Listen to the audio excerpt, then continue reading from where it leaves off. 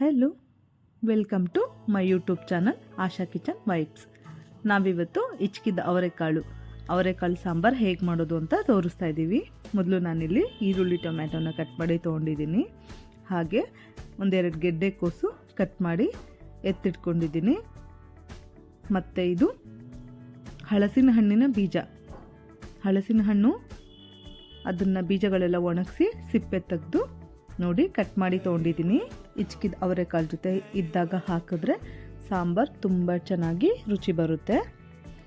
ಈಗ ನೆಕ್ಸ್ಟು ಒಂದು ಪಾತ್ರೆಗೆ ಸ್ವಲ್ಪ ಎಣ್ಣೆ ಹಾಕಿ ಅದು ಬಿಸಿ ಆದ ತಕ್ಷಣ ಸಾಸಿವೆ, ಕರಿಬೇವು ಹಾಕ್ತಾಯಿದ್ದೀನಿ.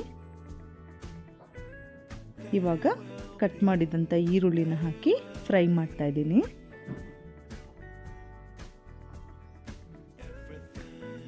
ನೋಡಿ, ಇದೊಂದು ಸ್ವಲ್ಪ ಫ್ರೈ ಆದರೆ ಸಾಕು.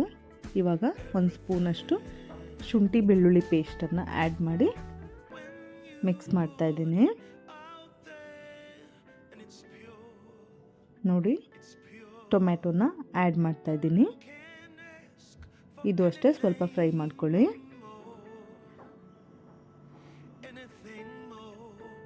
ಹಿಚ್ಕಿದ ಅವರೆಕಾಳು ಮಟನ್ ಸಾಂಬಾರು ಮಸಾಲೆ ಇಟ್ಟು ಮಾಡಿದರೆ ಸಾಂಬಾರು ತುಂಬ ರುಚಿ ಬರುತ್ತೆ. ಹಾಗಾಗಿ ನಾನಿಲ್ಲಿ ಶುಂಠಿ ಬೆಳ್ಳುಳ್ಳಿ ಪೇಸ್ಟನ್ನು ಆ್ಯಡ್ ಮಾಡಿದ್ದು. ನೋಡಿ, ಈಗ ಹಿಚ್ಕಿದ ಅವರೆಕಾಳು ಎಲ್ಲ ವಾಶ್ ಮಾಡಿ ತೆಗೆದಿಟ್ಕೊಂಡಿದ್ದೆ, ಅದನ್ನು ಸೇರಿಸ್ತಾ ಇದ್ದೀನಿ. ನೀಟಾಗಿ ಮಿಕ್ಸ್ ಮಾಡ್ಕೊಳ್ಳಿ. ಅವರೆಕಾಳು ಸ್ವಲ್ಪ ಹಸಿ ಸ್ಮೆಲ್ ಇರುತ್ತೆ, ಹಾಗಾಗಿ ಸ್ವಲ್ಪ ಚೆನ್ನಾಗಿ ಫ್ರೈ ಮಾಡಿ. ನಾನಿಲ್ಲಿ ಅರಿಶಿನ ಪುಡಿ ಹಾಗೂ ಉಪ್ಪನ್ನು ಆ್ಯಡ್ ಮಾಡ್ತಾಯಿದ್ದೀನಿ. ಆ್ಯಡ್ ಮಾಡಿ ಮಿಕ್ಸ್ ಮಾಡ್ತಾಯಿದ್ದೀನಿ. ನೋಡಿ, ಸ್ವಲ್ಪ ಫ್ರೈ ಆಗಿದೆ. ನಾವು ಅಷ್ಟರೊಳಗಡೆ ಈರುಳ್ಳಿ, ಟೊಮ್ಯಾಟೊ, ಕಾಯಿ, ಗಸಗಸೆ, ಸ್ವಲ್ಪ ಕಡಲೆ, ಒಂದೆರಡು ಪೀಸ್ ಚಕ್ಕೆ ಲವಂಗನ ಹಾಕಿ ಇದನ್ನು ಪೇಸ್ಟ್ ಮಾಡ್ಕೊಬರೋಣ. ನೋಡಿ, ಅವರೆಕಾಳು ಫ್ರೈ ಆಗ್ತಾಯಿದೆ. ನಾವಿಲ್ಲಿ ಗ್ರೈಂಡ್ ಮಾಡ್ಕೊಬಂದಿದ್ದೀವಿ. ಕೋಕೋನಟ್ ಪೇಸ್ಟ್ ರೆಡಿ ಮಾಡಿದ್ದೀವಿ. ನೋಡಿ, ಇವಾಗ ನಾನು ಅವರೆಕಾಳು ಜೊತೆ ಕಟ್ ಮಾಡಿ ತೊಗೊಂಡಂಥ ಗೆಡ್ಡೆಕೋಸು ಮತ್ತು ಹಲಸಿನ ಹಣ್ಣಿನ ಬೀಜಗಳನ್ನೆಲ್ಲ ಹಾಕ್ತಾಯಿದ್ದೀನಿ.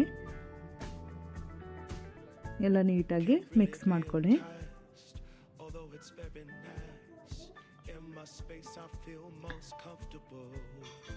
ಇದೆಲ್ಲ ಚೆನ್ನಾಗಿ ಫ್ರೈ ಆಗಬೇಕು.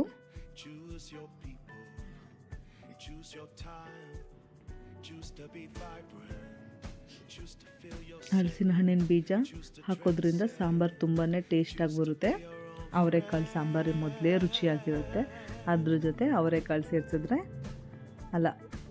ಹಲಸಿನಕಾಯಿ ಬೀಜ ಸೇರಿಸಿದ್ರೆ ಇನ್ನೂ ತುಂಬ ರುಚಿಯಾಗಿರುತ್ತೆ. ನಾನಿವಾಗ ಏನು ತೆಂಗಿನಕಾಯಿ ಪೇಸ್ಟ್ ರೆಡಿ ಮಾಡಿ ಇಟ್ಕೊಂಡಿದ್ದೋ ಅದು ಮತ್ತು ಸಾಂಬಾರು ಪೌಡರ್ 2 ಸ್ಪೂನ್ ಸಾಂಬಾರು ಪೌಡರ್ನ ಹಾಕಿ ಮಿಕ್ಸ್ ಮಾಡ್ತಾಯಿದ್ದೀನಿ. ನಿಧಾನಕ್ಕೆ ಎಲ್ಲ ನೀಟಾಗಿ ಮಿಕ್ಸ್ ಮಾಡ್ಕೊಳ್ಳಿ. ಮೀಡಿಯಮ್ ಫ್ಲೇಮ್ ಇಟ್ಕೊಂಡು ಎಲ್ಲ ನೀಟಾಗಿ ಮಿಕ್ಸ್ ಮಾಡ್ಕೊಳ್ಳಿ, ಇಲ್ಲಾಂದರೆ ಸೀದ್ಬಿಡುತ್ತೆ, ತಳ ಹಿಡಿಯುತ್ತೆ.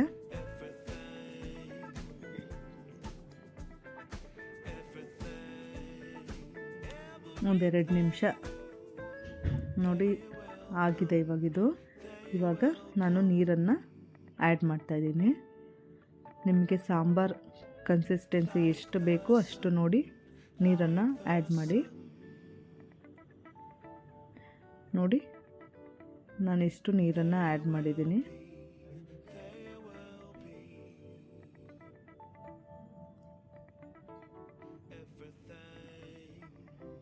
ನೋಡಿ, ಎಷ್ಟು ಚೆನ್ನಾಗಿ ಕಾಣ್ತಾ ಇದೆ. ಅಷ್ಟೇ ರುಚಿಯಾಗೂ ಸಹ ಇರುತ್ತೆ ಸಾಂಬಾರು.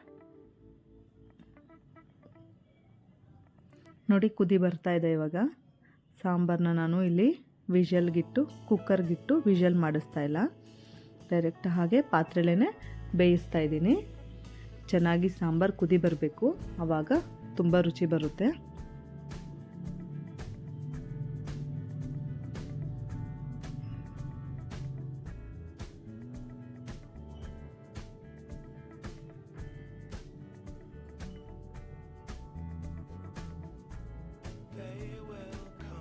ನೋಡಿ ಸಾಂಬಾರು ಚೆನ್ನಾಗಿ ಕುದಿ ಬರ್ತಾ ಇದೆ.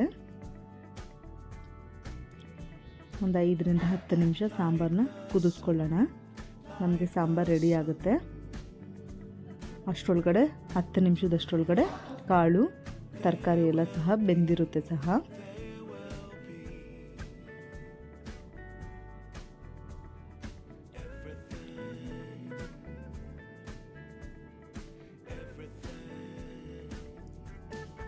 ನೋಡಿ ಘಮ ಘಮ ಅಂತ ಇತ್ತು, ಅಷ್ಟು ಚೆನ್ನಾಗಿತ್ತು ಸಾಂಬಾರು. ಇಲ್ಲಿ ಸ್ವಲ್ಪ ಸಿಮ್ ಮಾಡಿ ನಿಧಾನಕ್ಕೆ ಕುದಿಸ್ತಾ ಇದ್ದೀನಿ. ಒಂದು 5 ನಿಮಿಷ ಇದಾಗಿದೆ ನೋಡಿ, ಸಾಂಬಾರು ರೆಡಿಯಾಗಿದೆ. ಬನ್ನಿ ಟೇಸ್ಟ್ ಮಾಡೋಣ.